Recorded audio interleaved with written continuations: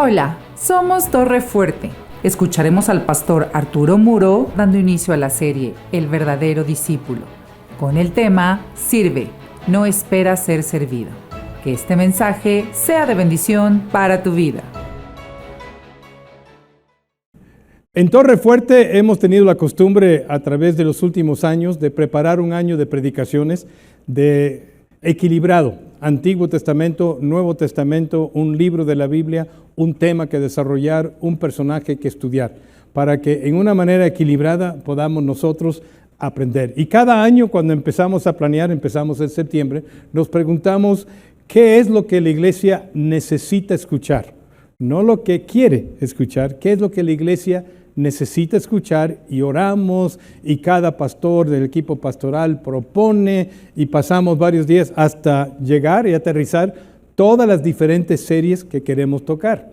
Nos hace más eficiente el predicar series, porque en vez de tocar un tema en una sola predicación y tratar de exprimirlo y ser muy largo en exposición, lo podemos hacer más espaciado y tocarlo con más profundidad. Entonces, por eso diseñamos series. Y este principio de año vamos a comenzar con la serie que fue anunciada con el video y que está aquí en pantalla, El verdadero discípulo. Consideramos que esto es importante porque cuando Jesús dio eso que se llama la gran comisión, dijo lo siguiente: id y haced, ¿qué? Discípulos. Siempre me ha interesado que no dijo Jesús id y hacer creyentes, porque en Marcos sí dice id y predicar el evangelio, capítulo 16 de Marcos, a todo el mundo. Y estamos acostumbrados, predicamos el evangelio, sí, pero ¿con qué propósito se predica el evangelio?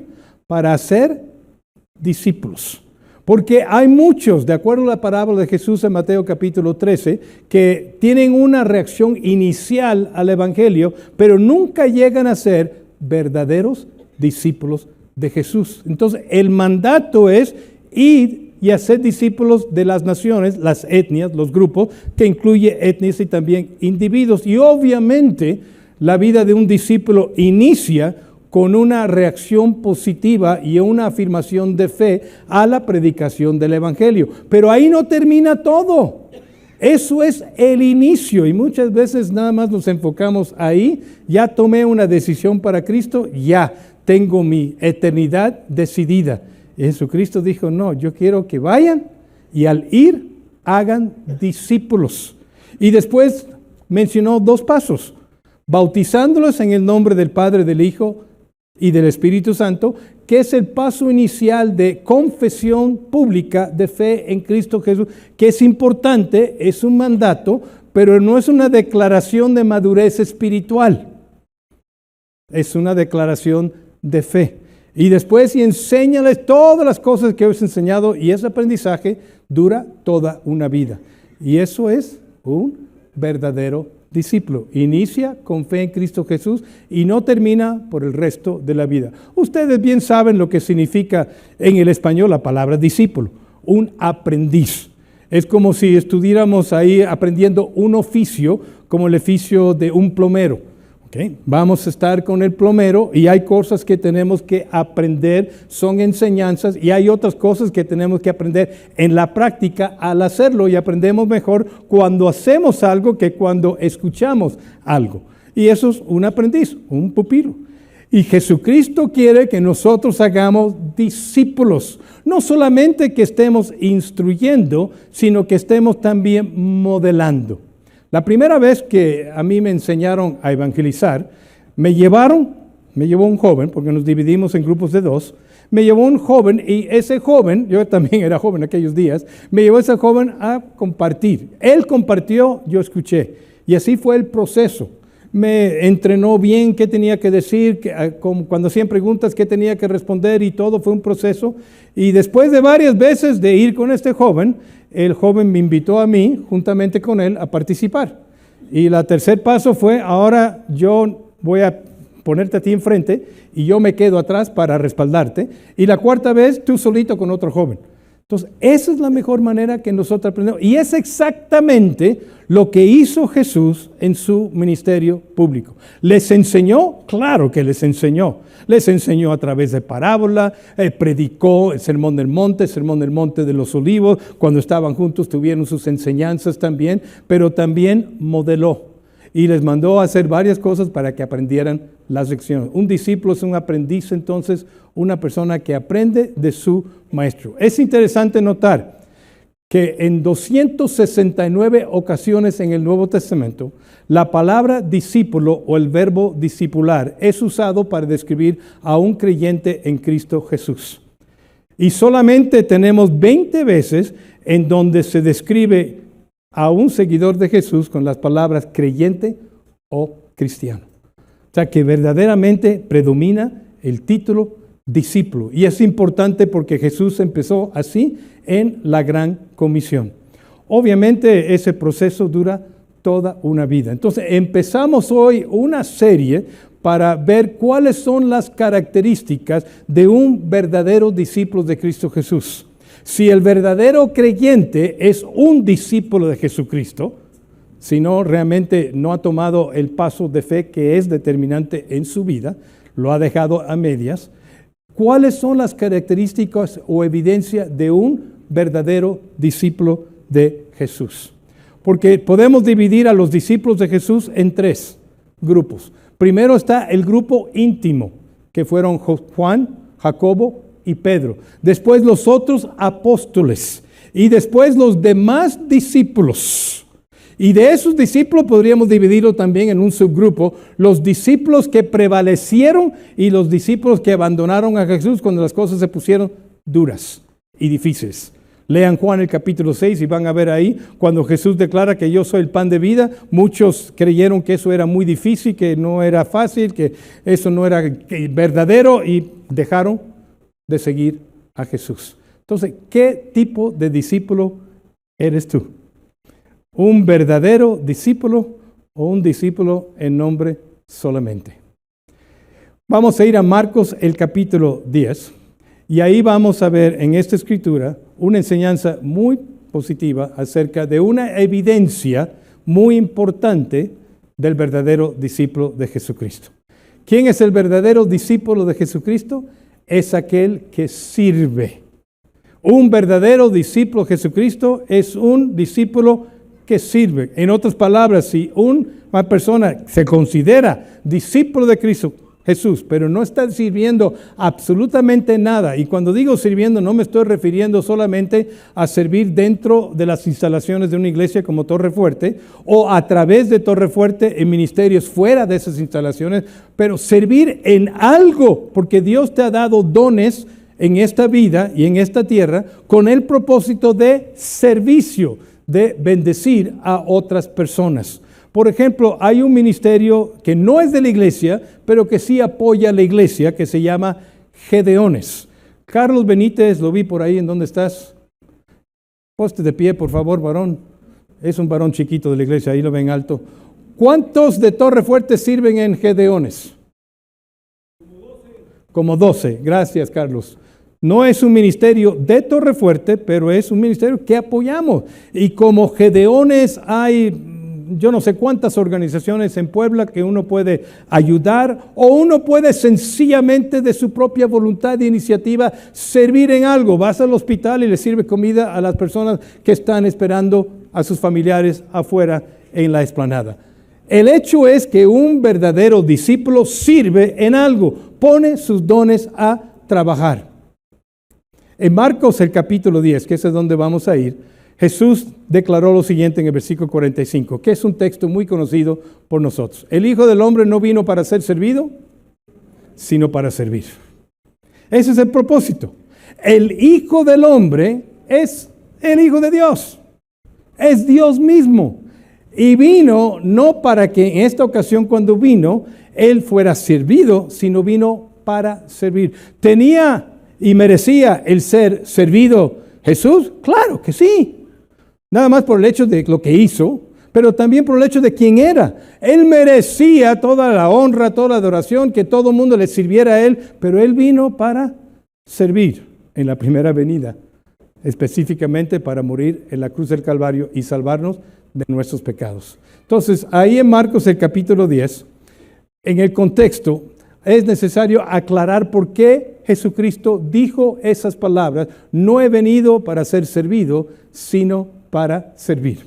Y lo hizo para aclarar un concepto, una idea errónea, un malentendido que tenían a lo menos dos de sus discípulos, llamados Juan y Jacobo.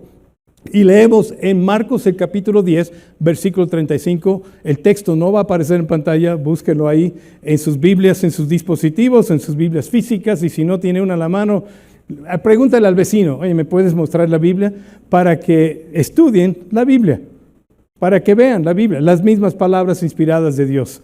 Y dice en el versículo 35, se le acercaron a Jesús Jacobo y Juan, hijos de Zebedeo, también conocidos como hijos de trono. O sea, que tenían ciertas partes de su vida que no eran totalmente maduras.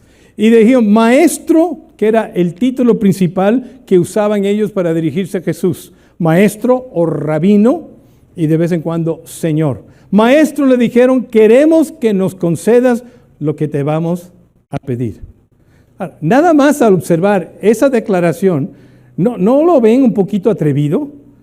Que yo, un discípulo, le diga a mi maestro: queremos que nos conceda lo que te vamos a pedir. O sea, no, por favor, podrías considerar, si es tu voluntad, si encontramos gracia en tus ojos, podrías considerar esta petición. No, queremos que nos conceda lo que te vamos a pedir. Y antes de pedirlo, querían estar asegurados que Jesús iba a lo menos a escuchar la petición.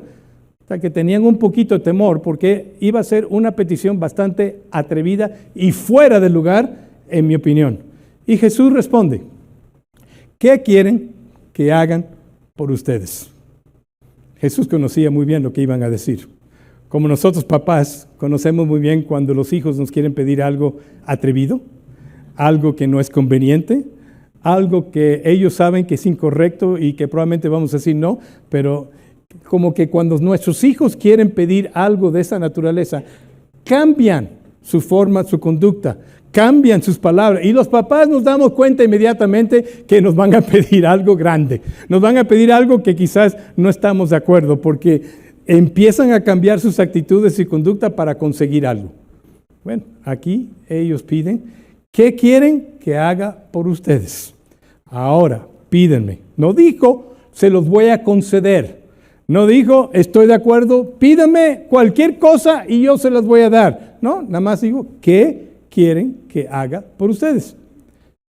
Y entonces viene la petición atrevida: concédenos, a lo menos dijeron concédenos, en vez de danos, concédenos que en tu glorioso reino uno de nosotros se siente a tu derecha y el otro a tu izquierda. Que son posiciones de autoridad, de privilegio e influencia. En todos los lugares del mundo, a través de la cultura, el rey, si es un rey, se sienta en el centro, en su trono, y los que están a su alrededor, derecha, izquierda para mí, son personas cercanas al rey, son personas de autoridad, de influencia y de poder. Entonces, ellos estaban pidiendo en un sentido: danos el privilegio, concédenos este lugar, que seamos entre todos los dos más cercanos a ti en tu reino. ¿Cómo habrán llegado a esta conclusión que ellos eran merecedores de estar sentados a la derecha y a la izquierda de Jesucristo? ¿Cómo llegaron a la conclusión que podían pedir algo tan atrevido y fuera de lugar, habiendo caminado con Jesús, habiendo escuchado a Jesús, habiendo visto el ministerio de Jesús? ¿Cómo llegaron a esa conclusión errónea, a ese malentendido? En primer lugar, porque eran seres humanos. Yo sé que eran los apóstoles apartados por Jesús y dotados de dones para llevar a cabo su ministerio, pero eran hombres como nosotros, hombres de carne, que tenían debilidades y madureces. Y se equivocaban. Y aquí estaban completamente equivocados. Quizás fue porque Jesús en sus predicaciones dijo algunas cosas que ellos habían tomado como garantías para ellos por ser seguidores de Jesús, por haber dejado sus redes, en el caso de Jacobo y Juan, y decidir seguir a Jesús. Claramente ellos consideraban no solamente que era el rabino, pero el Mesías, y consideraron que sus palabras eran para ellos especialmente. Sorprende. Por ejemplo, Pedro en una ocasión le dijo lo siguiente a Cristo: nosotros lo hemos dejado todo y te hemos seguido, como que si eso le daba una posición más cercana, más privilegiada, con más derechos que los demás. Pero aquí en Mateo capítulo 19, versículo 28, Jesús les dice lo siguiente, no lo busquen, se los voy a leer. Les aseguro que en la renovación de todas las cosas, cuando el Hijo del Hombre se siente en su trono glorioso, se dirige a los discípulos, ustedes que me han seguido se sentarán también en 12 tronos para gobernar las 12 tribus de Israel. Habrán mal entendido eso y dijeron, bueno, Jesús va a haber 6 tronos en cada lado, a tu lado, porque dice también en los 12 tronos para gobernar. ¿Nos puedes conceder que Juan esté aquí en primer lugar a tu derecha o a tu izquierda y yo, Jacobo, esté aquí a tu izquierda? O sea, de todos modos vas a tener 6 tronos a cada lado, podemos estar más cerquita. ¿Habrán mal entendido esto? Y también, en el mismo contexto, dijo Jesús, y todo el que por mi causa haya dejado casas, hermanos, hermanas, padre, madre, hijos o terrenos, recibirá 100 veces más. ¿Habrán entendido que por haber ellos dejado las redes y empezar a seguir a Jesús, se hacían merecedores de todo esto para preguntar y pedir una cosa tan atrevida? No lo dice el texto. La motivación es segura, querían posición de privilegio, pero ¿qué les llevó a tener esta idea equivocada? Podemos solamente especular. Seguramente Jacobo y Juan mal entendieron todo esto. La respuesta de Jesús fue rotonda. ¿Quién estaba detrás de esta petición de estos 2 hermanos? No el diablo, no piensen que fue el diablo. No. Fue la mamá. La mamá no es el diablo. La mamá estaba viendo por los intereses de su hijo. ¿Estaba equivocada? Sí, porque fue la mamá, de acuerdo a Mateo, que le pidió a los hijos, influyó en sus hijos para que ellos hicieran esta petición. Madres tienen muchísima influencia con sus hijos.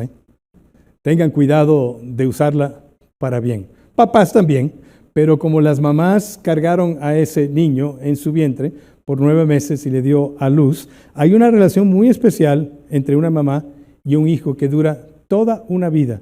Y como la palabra de una mamá tiene un poquito de influencia con ellos, ellos deberían de haber rotundamente rechazado la propuesta de la mamá. ¿Es correcto? Eran discípulos de Jesús, habían escuchado todas sus palabras, habían visto modelar Jesús en su ministerio, hubieran dicho, mamá, ¿cómo que vamos a pedir tal cosa? No es de nosotros pedir posiciones de privilegio. Jesús no nos enseñó así. No, mamá, no vamos a pedir tal cosa, pero sí, la pidieron. Y la respuesta de Jesús fue rotunda. Le dijo categóricamente que no sabían lo que estaban pidiendo, que el camino que ellos tendrían que recorrer para llegar a esto era un camino que ellos no podían recorrer, solamente Él podría ir a la cruz del Calvario. Y le dice en el versículo 38 lo siguiente: no saben lo que están pidiendo, les replicó Jesús.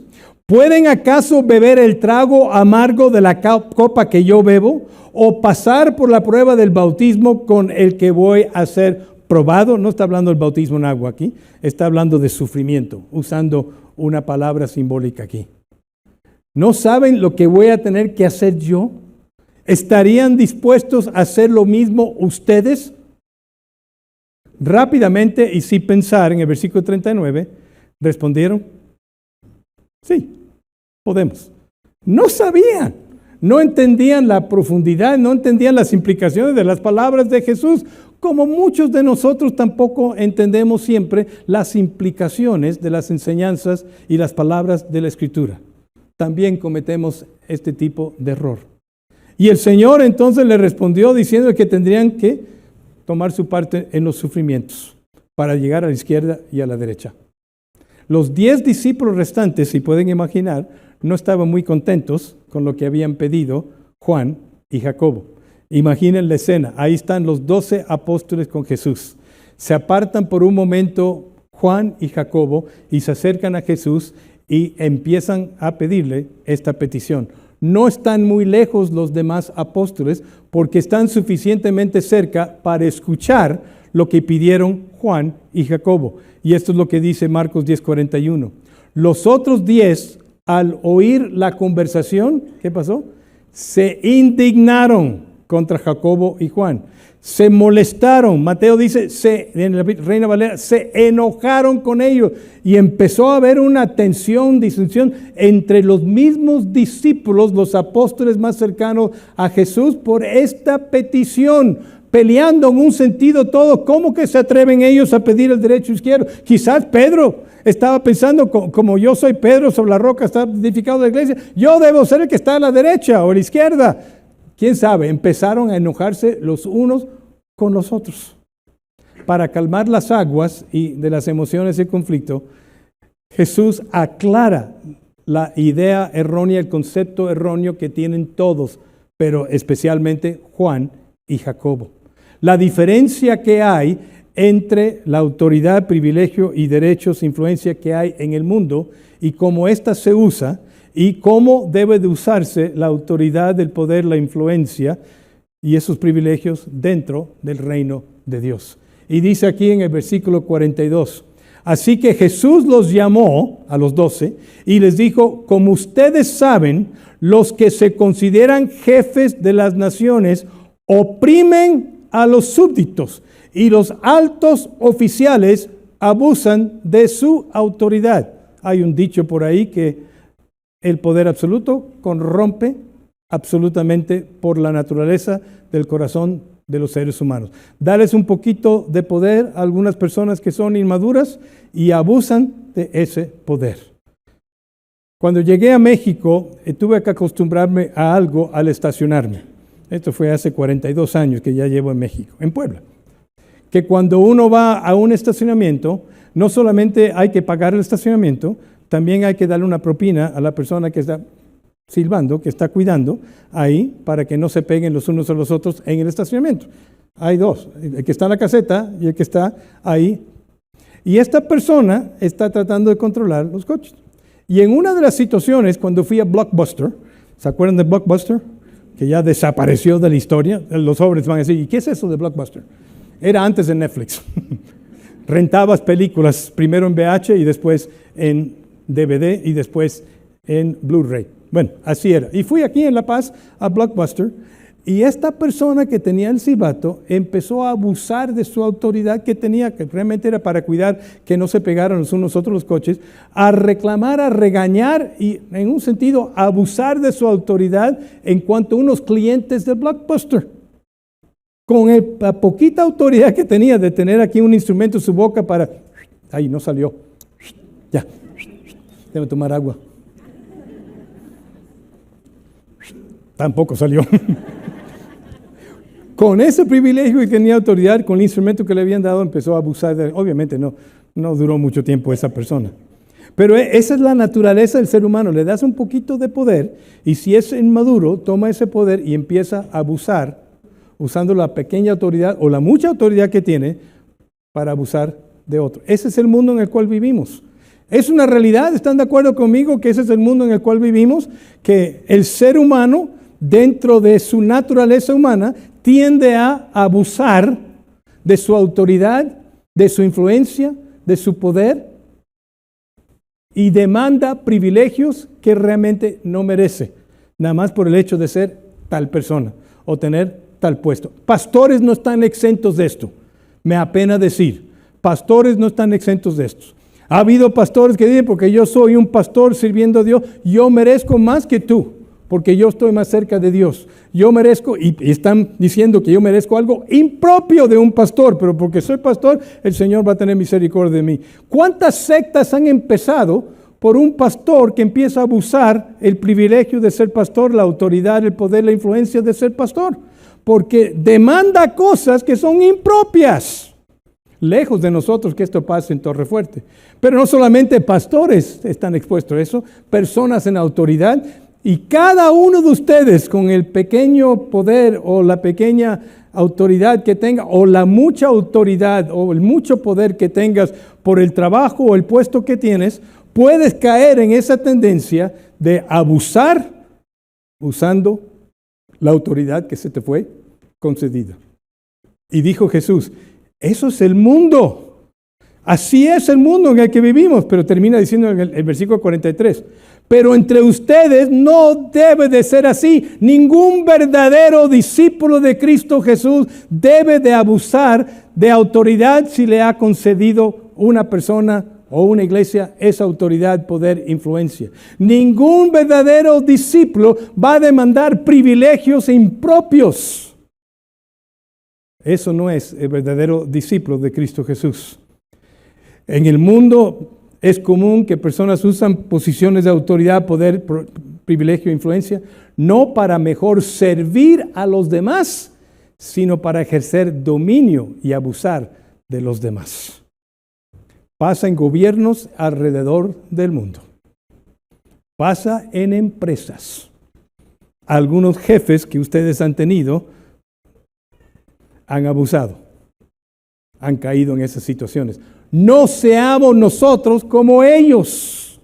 Esto no lo hace el verdadero discípulo de Jesús. Y continúa Jesús diciendo, sino que el que quiera hacerse grande entre vosotros, les voy a dar el modelo a seguir. Si quieren ser grandes, si quieren tener posiciones de influencia, si quieren tener poder para bien, esto es lo que tienen que hacer.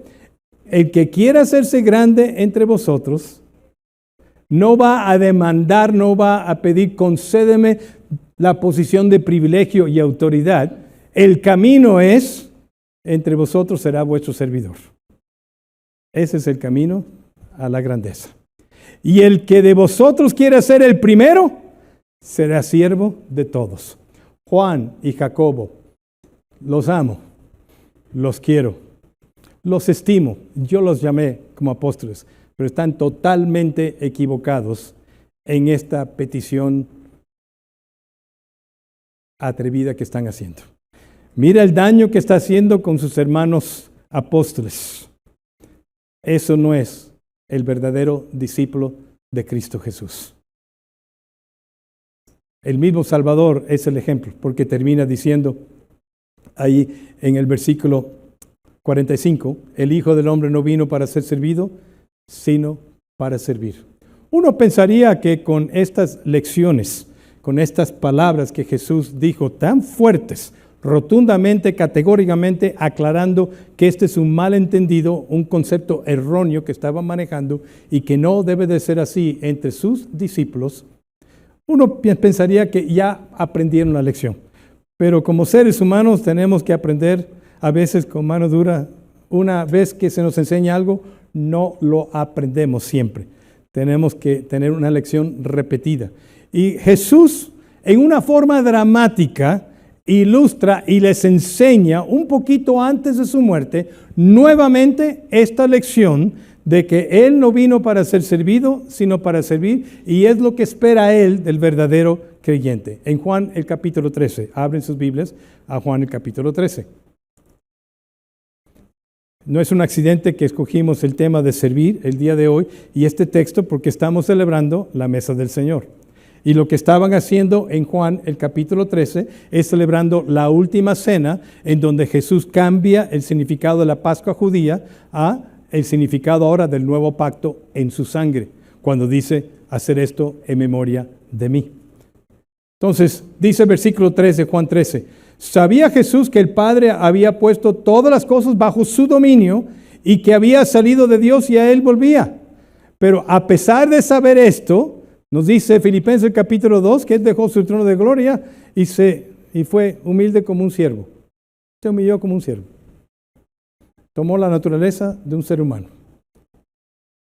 Así que se levantó de la mesa Jesús, sabiendo esto, se quitó el manto y se ató una toalla en la cintura. Esto era el equipamiento de un esclavo en una casa en aquellos días. Se nos describe en el versículo 5 que echó agua en un recipiente y comenzó a lavarle los pies a sus discípulos y secárselos con la toalla que llevaba a la cintura. La reacción de Pedro demuestra que él no entendía absolutamente nada de lo que estaba sucediendo. En su cultura, eso no lo hacía un rabino, no lo hacía un maestro. Era indigno hacer esto. No le podían permitir ellos como discípulos que el rabino le lavara los pies. Iba en contra de todas las normas de la sociedad judía de aquellos días. Y cuando Jesús llega a Simón Pedro, ya no pudo aguantarse y le dice, ¿y tú, Señor, me vas a lavar los pies a mí? En otras palabras, yo soy el que te debo lavar los pies a ti. Y Jesús ahí, como muchas veces tuvo que hacer con Pedro el impulsivo, lo corrige amablemente y le dice, Pedro, ahora, en este momento, no entiendes lo que estoy haciendo. Estoy consciente, no entiendes. No entiendes por qué yo cambié, me levanté de la mesa, me cambié y lavé los pies de los discípulos. Pero lo entenderás más tarde. No sería en esta noche, lo entenderás más tarde. Porque Pedro inmediatamente responde, no, jamás me lavarás los pies. No quería eso.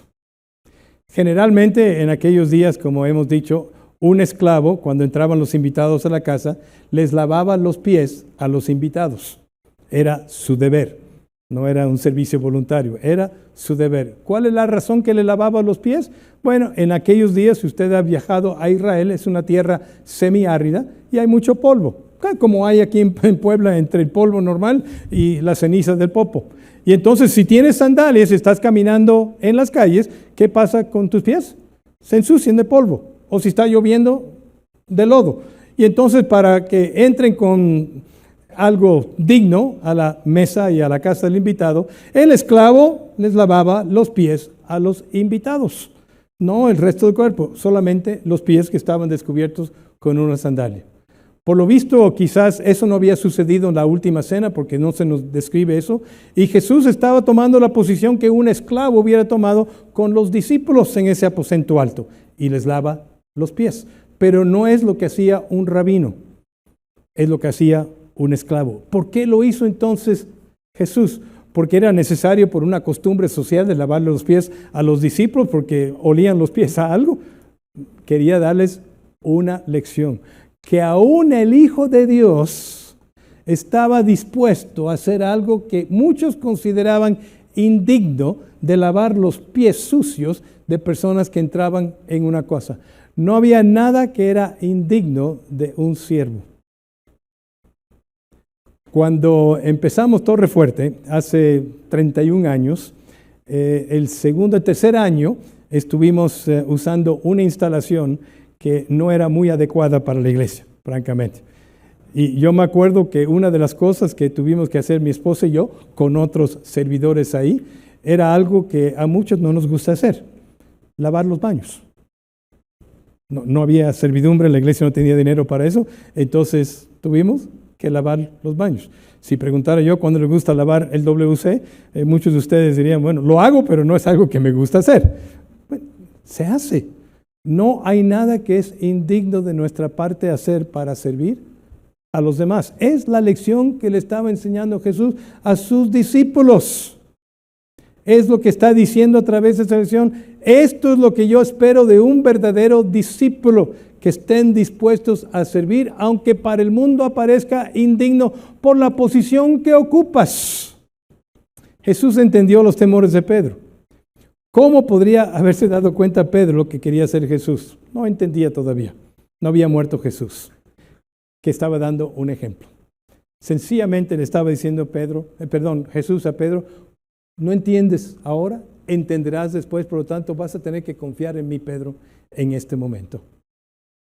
Bueno, dice en el versículo 8, después que explica esto Jesucristo, que Pedro ahora, cuando después que Cristo le dice, si no te lavo los pies, no tendrás parte conmigo, entendió que Jesús le estaba diciendo, si no me permites lavarte los pies, no te voy a dejar estar conmigo ya. Pedro le dice a Jesucristo en el versículo 8, no solamente los pies, sino también las manos y la cabeza. Eso es, si significa que tú me lavas los pies, estar contigo, bueno, lávame todo el cuerpo para que esté bien cercano a ti, bien aprobado por ti. Tómame todo.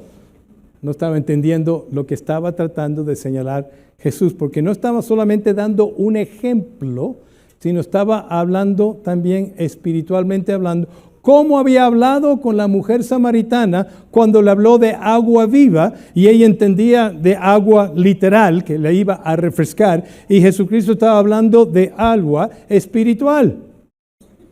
Entonces Jesús toma el pensamiento que surgió de la observación de Pedro y le corrige y le dice lo siguiente en el versículo 10. Pedro, el que se ha bañado, no necesita lavarse más que los pies, le contestó Jesús. ¿Por qué te voy a lavar todo el cuerpo si ya vienes bañado? La costumbre. Es necesario nada más los pies. ¿Por qué dijiste eso? Si no es necesario, pues ya todo tu cuerpo está limpio. Y aquí estaba hablando no solamente de la costumbre de los judíos, sino también del estado espiritual de sus discípulos. Ellos ya eran creyentes, seguidores de Jesucristo. El perdón de ellos había sido perdonado. Por lo tanto, no necesitaba lavarse todo el cuerpo porque estaba perdonado el pecado, pero sí pecamos continuamente en nuestras vidas diarias, si es necesario lavar los pies. Tenemos una preciosa promesa en 1 de Juan capítulo 1, versículo 9. Si confesamos nuestros pecados a Él, Él es fiel y justo de perdonarnos y limpiarnos de toda maldad. Inclusive dice en el versículo después, y si decimos que no hemos pecado, somos mentirosos y hacemos de Él también. Entonces, ¿pecamos sí o no? Sí. ¿Nuestro pecado fue perdonado? Sí. Pero cuando pecamos en esta vida, después de haber confesado fe en Cristo Jesús, es necesario pedirle perdón. Vamos a poner el ejemplo de esposos. Te casas. En el pasado había algunas cosas que los dos admitieron el uno al otro. Pasa. Ya. Perdonado. Se disculparon el uno con el otro. Se casa. En el resto de la vida jamás va a haber un error en donde alguien va a tener que pedir perdón al uno del otro. Claro que no. Todos los matrimonios tenemos situaciones en donde alguien se tiene que disculpar y alguien tiene que perdonar. Es parte de la vida. Y aquí Jesucristo está diciendo, ustedes ya empezaron conmigo, son creyentes, tienen la vida eterna, tienen el perdón del pecado, pero van a errar. Por eso, Pedro, nada más los pies, no todo el cuerpo. Bueno, cuando terminó de lavar los pies, se puso el manto y volvió en su lugar. Entonces les dijo, ¿entienden lo que he hecho con ustedes? Ustedes me llaman maestro y señor y dicen bien porque lo soy. Soy el rabino. Una posición que ustedes me han permitido ocupar en sus vidas de influencia y de autoridad porque me la han concedido voluntariamente al creer en mí y al seguirme. ¿Lo reconocen? Sí. Los discípulos decían que Jesús era su maestro y su señor y lo era. ¿Quién era el que tenía que limpiar los pies? ¿El rabino a los discípulos o, en su caso necesario, los discípulos al rabino? Los discípulos al rabino. ¿Y por qué entonces el maestro lo hizo a los rabinos? Porque ellos tenían que seguir su ejemplo. Dice el versículo 14. Pues si yo, el Señor y el Maestro, les he lavado los pies, también ustedes deben lavarse los pies los unos a los otros. Literalmente. Está pidiendo Dios aquí, Jesucristo, que a través de los siglos esto debe de ser una realidad en cada situación y en cada país. No. Eso es la costumbre de Israel. Nosotros no usamos, bueno, sí, algunas personas sí usan sandalias y todo, ¿no? No es nuestra costumbre aquí. No es un mandato como lo es el bautismo y la mesa del Señor. Fue un ejemplo que Jesucristo dio y un ejemplo que ellos entendían bien, que no había nada que un discípulo pudiera negar en servicio a los demás. También ustedes deben lavarse los pies los unos a los otros. Le he puesto el ejemplo para que hagan lo mismo que yo he hecho con ustedes. Sírvense los unos a los otros, se nos dice varias veces en el Nuevo Testamento. Y dice en el versículo 16, ciertamente les aseguro que ningún siervo es más que su amo. Si yo estoy dispuesto a hacer eso, ustedes más. Y ningún mensajero es más que el que lo envió. Y termina preguntando, ¿entienden esto? No respondieron ellos en ese momento. Yo creo que Pedro está un poquito cohibido después del regaño que recibió. Dichosos serán si lo ponen en práctica. En conclusión, sirve, no espera ser servido. Hasta el día de hoy, esta lección es vigente para nosotros. No de lavarnos los pies los unos a los otros, sino de estar dispuestos a servir los unos a los otros y no demandar privilegios y derechos que no son dignos de nosotros. Nos dice que un verdadero líder es el que sirve a los otros. Nos dice que un seguidor de Jesús actuará sirviendo humildemente a los demás como hizo Jesús. Un verdadero discípulo no está para ser servido, sino para servir. Aquí concluyo con estos 3 pensamientos que van a aparecer en pantalla si quieren tomarle una foto. Un verdadero discípulo de Jesús no piensa que es merecedor de privilegios y derechos por haber decidido seguir a Cristo. Un verdadero discípulo de Jesús nunca abusará su autoridad o influencia para beneficiarse a costo de otros. Un verdadero discípulo de Jesús siempre considerará a los demás antes de él mismo. Eso es uno de los propósitos principales que Dios tiene para cada creyente, que sirvas. ¿Cuántos han leído Una vida con propósito, el libro? Como un 20%. ¡Wow! Nada más como un 20% de la congregación. Lo recomiendo altamente. Aparte de la Biblia, ha sido uno de los libros cristianos más vendidos. Inclusive se vendía en VIPs. Léanlo y se darán cuenta de los propósitos. Uno de esos propósitos es servir. Eso es, si no estamos sirviendo en algo, somos creyentes incompletos o no verdaderos discípulos. Como dice la última parte del versículo 17 de Juan 13, dichosos, bienaventurados, bendecidos serán si ponen esto en práctica. Y si no lo ponen en práctica, perderán esa satisfacción, esa bendición, esa bienaventuranza. ¿Han escuchado el dicho, el que no vive para servir, no sirve para vivir? Se aplica al discípulo de Jesús.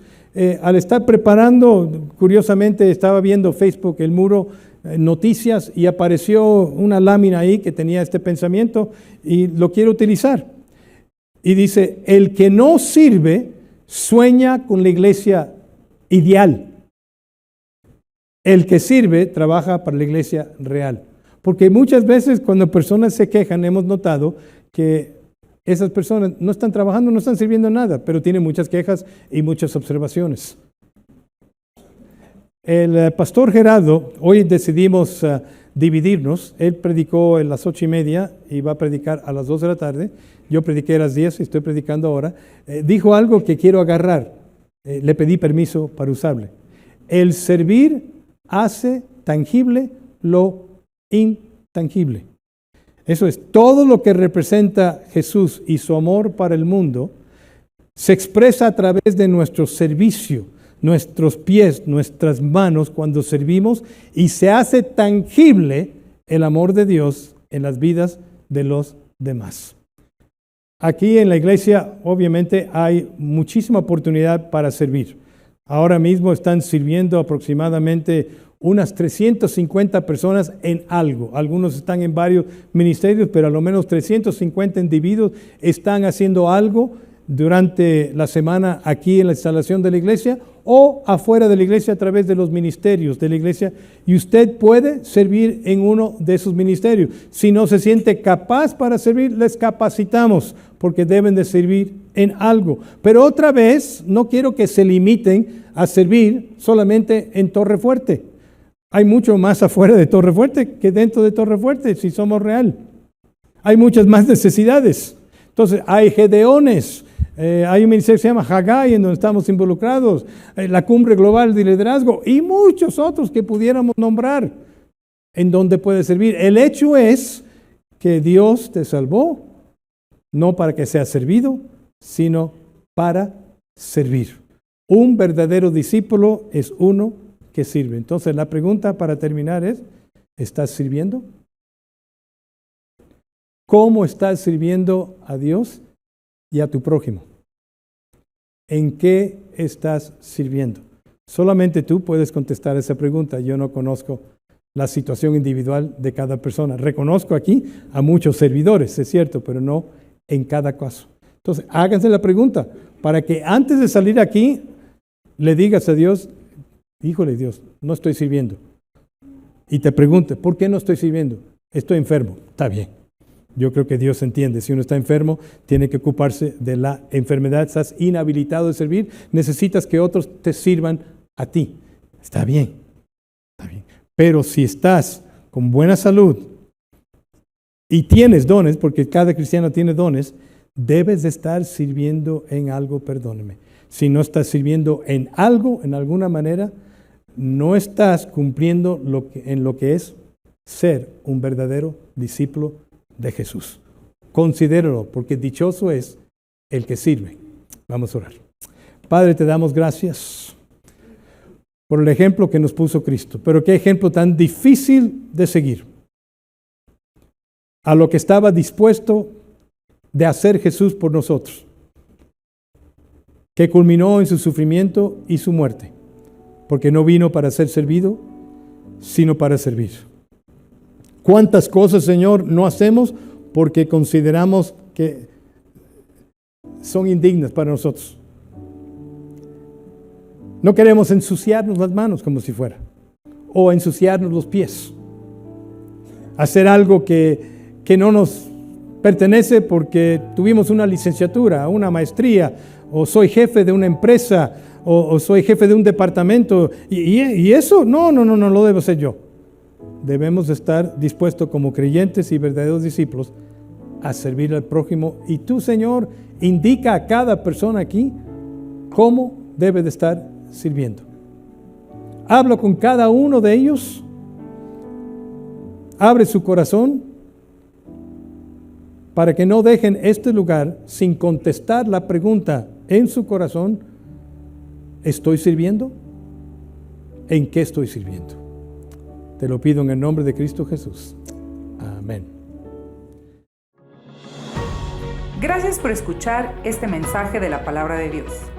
Para más información acerca de Torre, llámanos al 2222-253046 o escríbenos al correo info@torrefuerteib.org. Visita nuestra página web www.torrefuerteib.org.